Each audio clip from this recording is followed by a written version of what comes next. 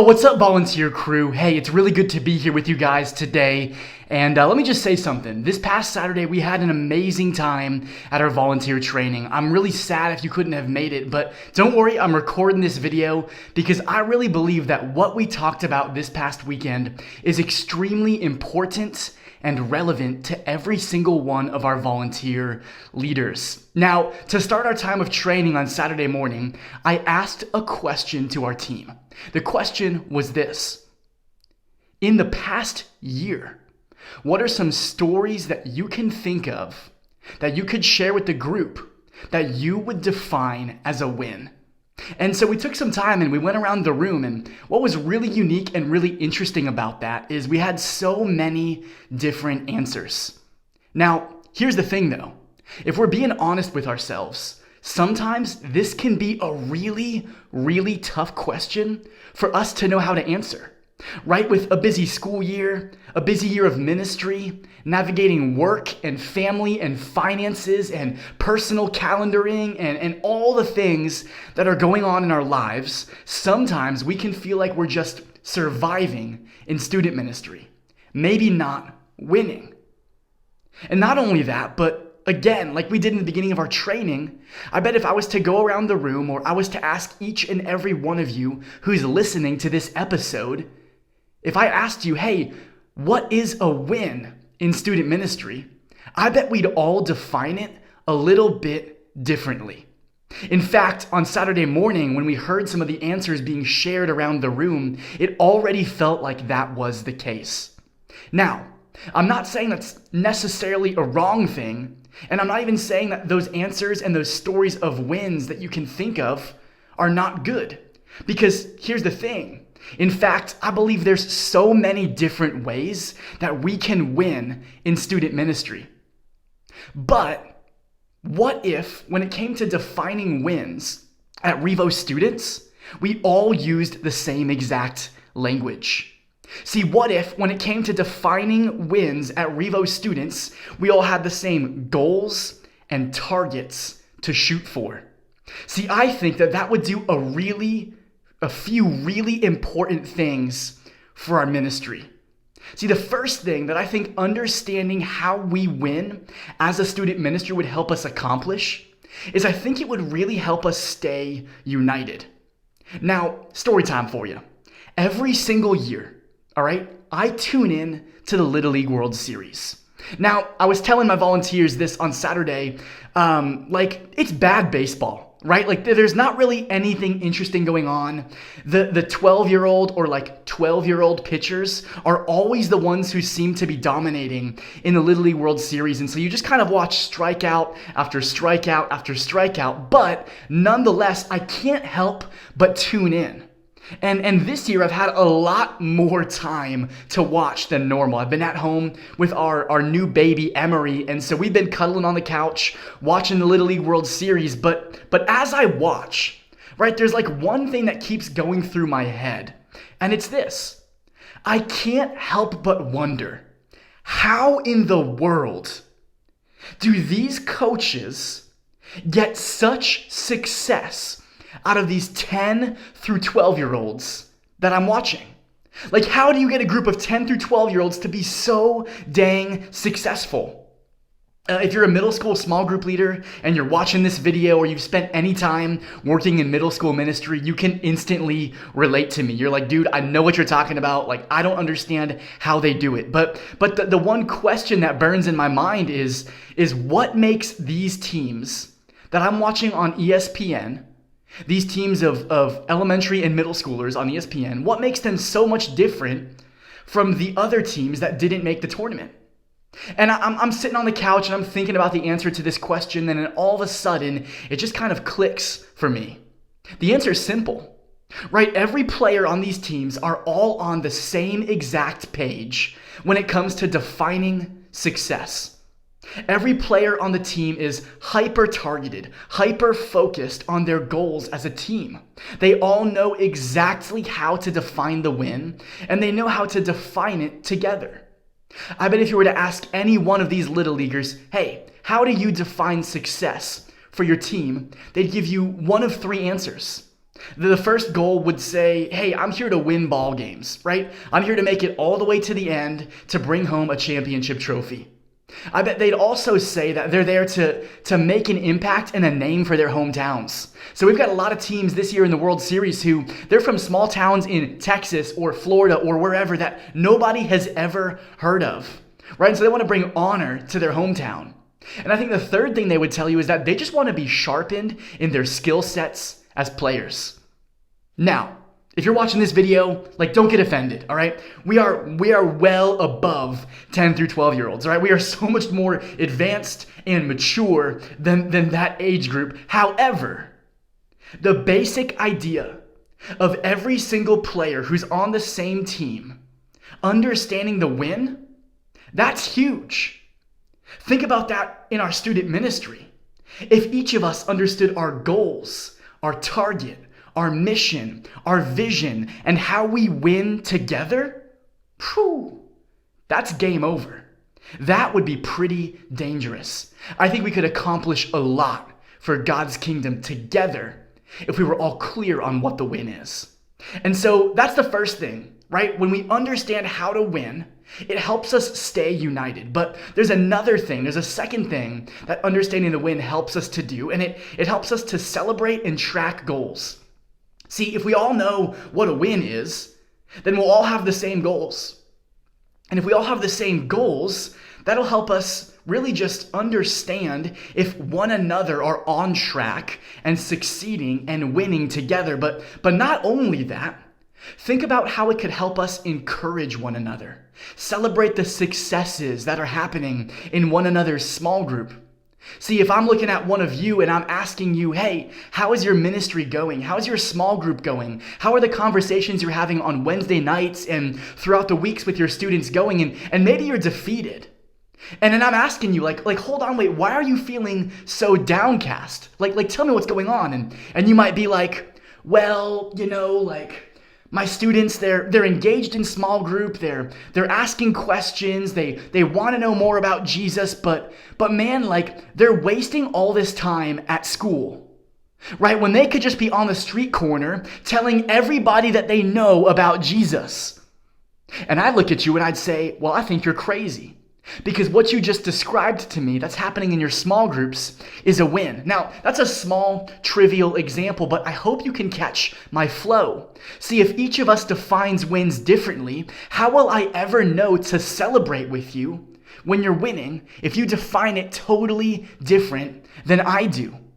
And so if we all understand how to win, and we all have the same goals and the same mission and the same targets that we're shooting for, then it'll be really easy for us to celebrate together and also encourage one another when maybe we're feeling discouraged.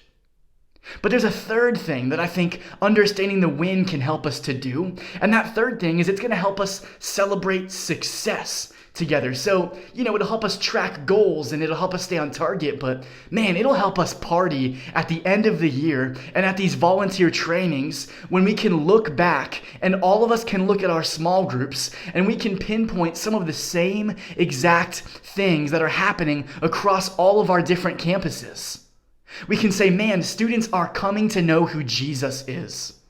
Man, students are asking questions in small groups. Man, students are learning how to disciple their friends and talk to others about who Jesus is. All of these are huge deals, but if we define wins differently, then we'll never be able to celebrate success together.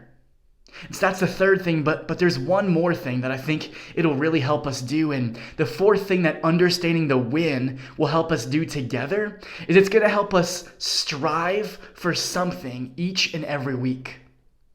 I talked about it at the top, but I know how it can be. I was a volunteer in student ministry for 6 years before ever taking a paid position as a student pastor. Right? And I know that on top of work and family and finances and your social calendar and going on vacations and trips and just needing some time to breathe, for crying out loud, how much of a grind it can be to be a team member and a volunteer in a student ministry. But let me remind you of something. If we have a mission in mind, if we have a target in mind, if we have goals in mind, Whew! Think about how much that will help us week in and week out. See, if you're showing up on a Wednesday night and you have specific goals to shoot for, if you know what a win is, if you know how we can actually accomplish our mission, that can give you a boost when you feel like you're taking loss after loss after loss. That can give you a boost when you feel too overwhelmed to try to drum up a game plan on your own. See, understanding the win will give us a boost, something to shoot for, something to strive for each and every Wednesday. Now, like if I ended the video now and I got up and I hit stop record, you'd be no better off than when we first started. See, like it's one thing to understand why it's important that we stay united as a ministry. It's good to understand, why we need to know how to win together and set the same goals together and track our progress together. But we we really as a student ministry need to learn how to define wins at REVO Students together. So I want to talk you through this real quickly. 5 minutes more of your time, and I'm just going to paint the picture of how we can win at REVO Students. And then I'm going to give you some quick homework. Okay? So here's the deal. We have a main mission as a student ministry. Now, if you've been rocking with us for a while, you know this mission, right? This isn't anything new to you. See, at the end of the day, our main mission as a student ministry is that we exist, REVO Students exists, to spark a revolution of life change through Jesus in the lives of students. Now, that's extremely broad, right? Like, that's good in theory. That guides the things we do. That's at the end of the year, we want to look back and hope that we've accomplished this. But the problem is that there are so many different ways to accomplish this mission. I bet if I drove through Walkertown or through Winston-Salem or through Rural Hall, where our other church campuses are at, and I went to a random church and I knocked on their door and I handed them this mission and I said, hey, here's the new mission for your student ministry, I bet they would come up with a completely different way to accomplish that mission than we would. And there's nothing wrong with that at all. However, if we're gonna play on the same team, if we're gonna win together, if we're gonna succeed together as a student ministry team, then we need to understand that we have a specific way that we seek to accomplish this mission, right? And so we have 3 categories, 3 R's, 3 ways that we seek to spark a revolution of life change through Jesus in the lives of students. And we can accomplish this main mission by doing 3 things. The first is by reaching students who don't know Jesus.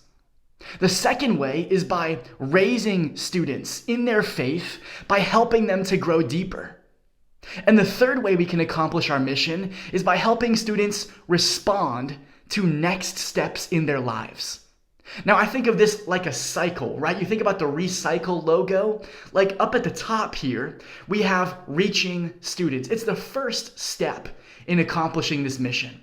And then you go down the wheel and, students begin to grow in their faith and be discipled and join in small groups. And now we've got reaching up here, and then down here we've got raising students in their faith. This is helping them take next steps. This is helping them learn about who Jesus is, reading their Bible, praying, committing to student ministry, all the things that come along with being a Christ follower. And then you go down through the loop, and now it's time for students to take next steps. They need to eliminate sin from their lives. They need to invite friends to church or talk to friends about Jesus or join a serve team or invite friends to student ministry, but they need to complete the cycle. And we'll see this revolving cycle is the very thing that's going to carry out the mission of our student ministry. And so the question is, if we have the broad mission and we have this reach, raise, and respond method to make that mission happen, we have to ask ourselves, what does it actually look like to win in those categories? How does it look like to win at reaching students who don't know Jesus?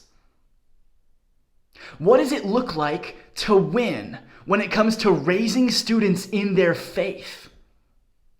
What does it look like to win when it comes to encouraging students to respond to next steps in their lives?